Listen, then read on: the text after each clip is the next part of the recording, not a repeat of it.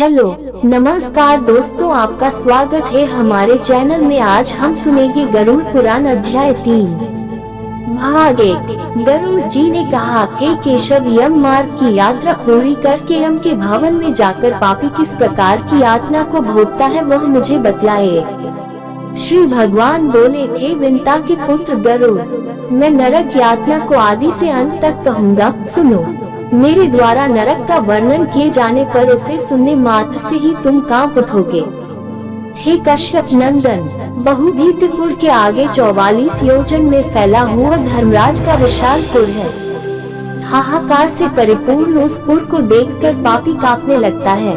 उसके क्रंदन को सुनकर यमपुर में विचरण करने वाले यम के गण प्रतिहार द्वारपाल के पास जाकर उस पापी के विषय में बताते हैं। धर्मराज के द्वार पर सर्वदा धर्मध्वज नामक प्रतिहार द्वारपाल मौजूद रहता है। वह द्वारपाल जाकर चित्रगुप्त से उस प्राणी के शुभ और अशुभ कर्म को बताता है। उसके बाद चित्रगुप्त भी उसके विषय में धर्मराज से निवेदन करते हैं। हे तार्क्ष्य, जो नास्तिक और महापापी प्राणी हैं, उन सभी के विषय में धर्मराज यथार्थ रूप से भली भांति जानते हैं। तो भी वे चित्रगुप्त से उन प्राणियों के पाप के विषय में पूछते हैं और सर्वज्ञ चित्रगुप्त भी श्रवणों से पूछते हैं। श्रवण ब्रह्मा के पुत्र हैं। वे स्वर्ग, पृथ्वी तथा पाताल में विचरण करने वाले तथा दूर से ही सुन एवं जान लेने वाले हैं। उनके नेत्र सुदूर के दृश्यों को भी देख लेने वाले हैं।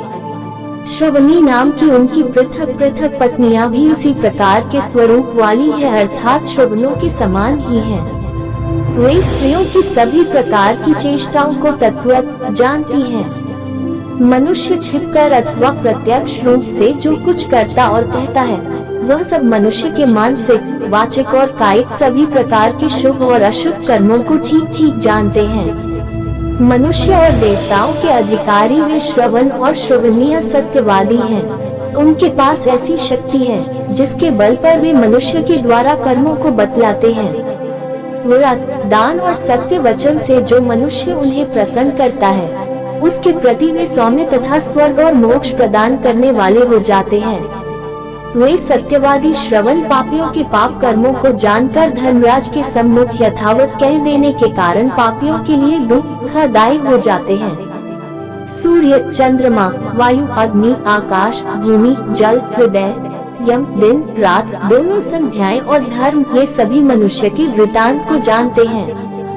धर्मराज, चित्रगुप्त, श्रवण और सूर्य आदि मनुष्य के शरीर में स्थित सभी पाप और पुण्यों को पूर्णतया देखते हैं।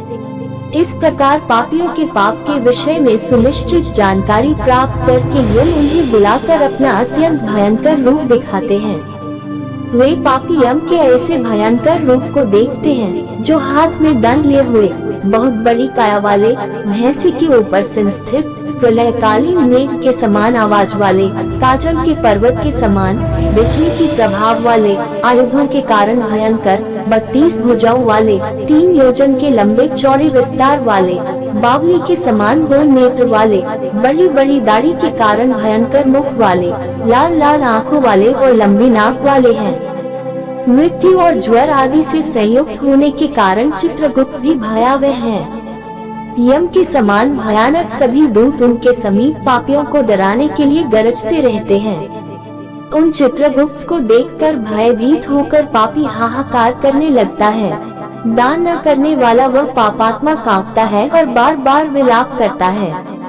तब चित्रगुप्त यम की आज्ञा से क्रंदन करते हुए और अपने पाप कर्मों के विषय में सोचते हुए उन सभी प्राणियों से कहते हैं। तो आगे और सुनने के लिए भाग 2 सुने। चैनल को सब्सक्राइब और शेयर करें। धन्यवाद।